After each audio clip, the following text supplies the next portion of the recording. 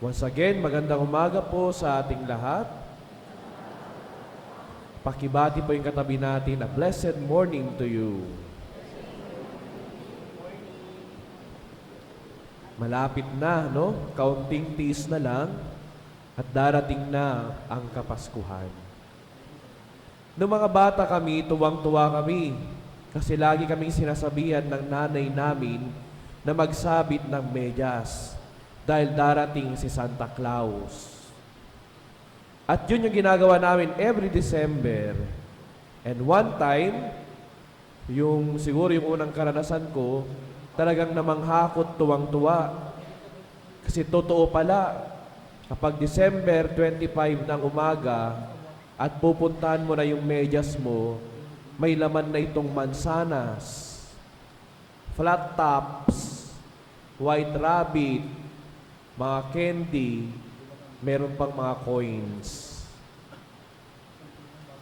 Pero alam niyo, pansin ko, habang tumatanda tayo, mas nagiging less appreciative tayo sa mga bagay na tinatanggap natin. Marunong na tayong mamili. Ay, yan lang, dapat KitKat. Ay, walang brand yung damit, dapat pen shop. We try to demand more.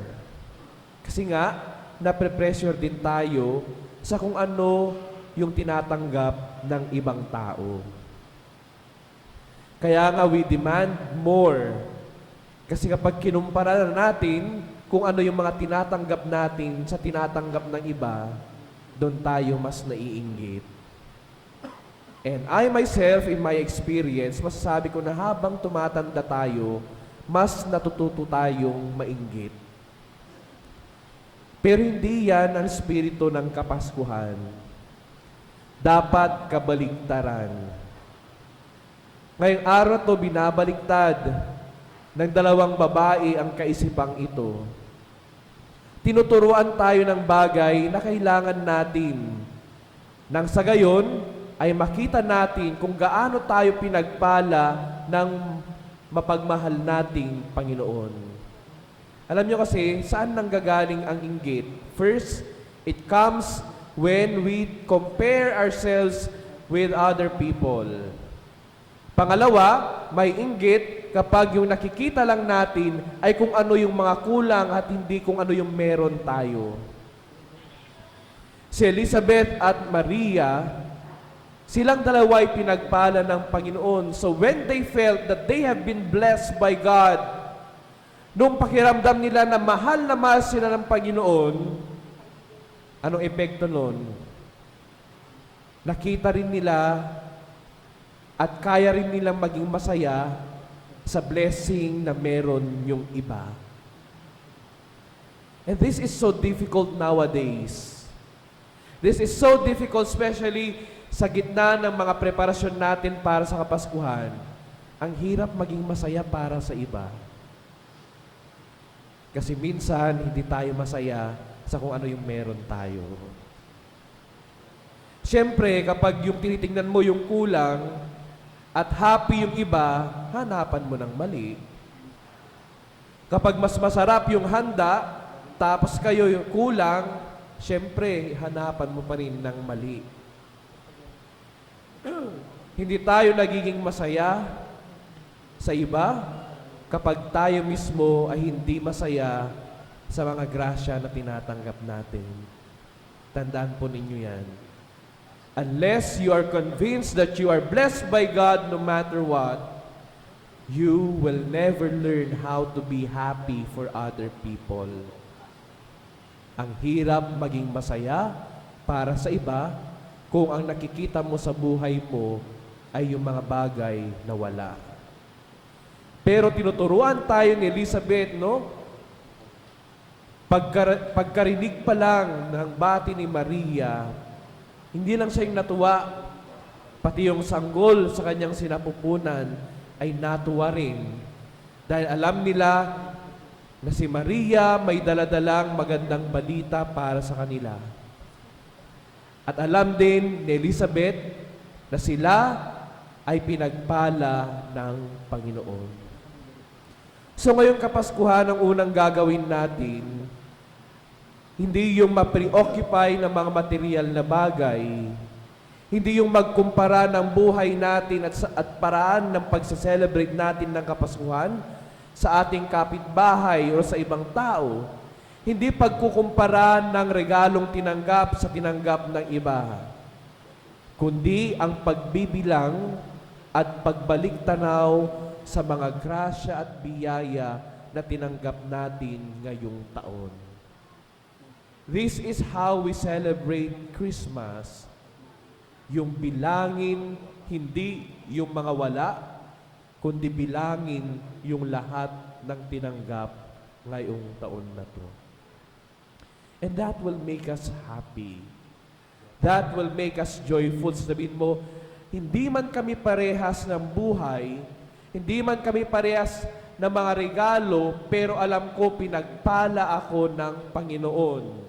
And that will remove the bitterness in our heart. And that will also lead us to see the blessings that other people receive. And at the same time, kaya na rin nating maging masaya kapag sila ay masaya sa mga blessings na tinatamasa nila.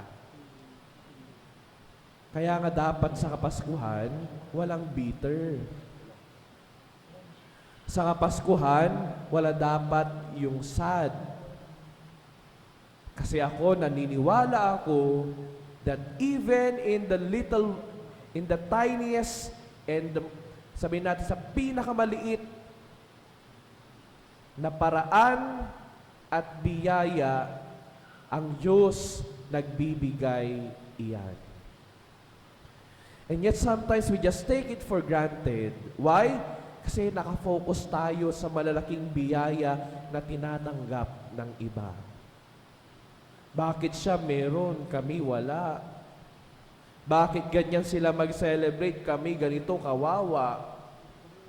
Bakit ganyan ang preparasyon nila, kami wala masyado?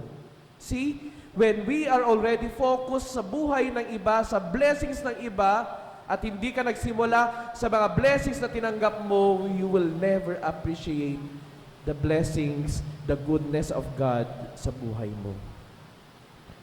Kaya nga, when they acknowledge, Elizabeth and Mary, when they acknowledge that they have been blessed by God, dali-dali silang nagtatakbo. Si Maria, very excited para ibahagi yung biyaya at grasya na tinanggap niya mula sa Diyos. Walang bitterness naman kay Elizabeth dahil alam niya, hindi man siya yung nagdala. For example, di ba siya nagdala ng anak ng Diyos, alam niya na siya mismo has been blessed by God. And that's why, kapag nung nariyan na si Maria, na siya agad, you have been blessed. Pinagpala ka talaga, Maria, at kami dinalaw mo dito. So they acknowledge the blessings that they have received from God, at yun din, yung naging dahilan para sila mismo ay may kakayahang makipagsaya sa biyaya na tinanggap ng iba. Ito yung dapat nating matutunan. Yung maging masaya, kahit yung ibang tao ay masaya sa mga blessings o grasya na tinanggap nila sa Diyos. Kasi kung babalikan naman natin lahat naman tayo pinagpapala ng Diyos. And so ngayong Kapaskuhan, I encourage one another, no? Count your blessings. Kahit yung pinakamaliit. Count your blessings, not the things that are lacking in your life. And hopefully, sa mga susunod na araw, ano pa man yung dumating, maliit o malaking regalo, alam natin lahat yan paraan ng Diyos para ipaalala na mahal niya tayo. At bago ko tapusin ang humilyang to, isa sa mga pinakamagandang pwede pa nating matutunan sa ating ebanghelyo ay ito. Ang pinaka-the best na regalo ay hindi bagay. Tayo mismo. Si Maria, sa kanyang paglalakbay at pagbisita, wala naman siyang daladala. Walang regalo, walang pasalubong para kay Elizabeth, kundi mismo yung presensya niya, yung naging regalo niya para sa kanya. And I think this is the most important gift that we could offer to one another. Yung presensya natin mismo sa ating pamilya at sa ibang tao. Well, siguro magdedemand tayo, ikaw lang, walang regalo, walang dala, walang pasalubong. Yes. Ilan sa atin ang magpapasko na buong pamilya? Yung ibang pamilya, kulang na. Ilan ang magpapasko sa atin na merong kasama, yung pamilya, asawa, mga anak, mga kamag-anak, yung iba, hindi na kayang mag-celebrate ng ganyan.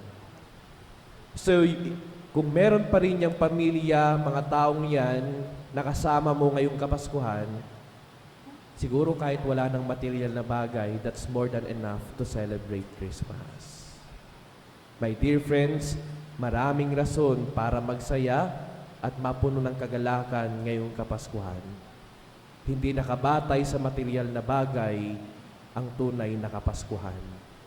Lahat ng tahanan at pusong meron tayo, yan yung pupuntahan ni Kristo na rason ng tunay na Kapaskuhan. At sana yun yung magturo sa atin para magpasalamat at para tignan lahat ng mga biyaya na meron tayo. Ay pagdarasal natin ngayon, Lord, sana tulungan mo akong makita yung mga grasya na meron ako. Sana makonvince ako na pinagpala ako para kaya ko ring maging masaya para sa ibang tao. Amen.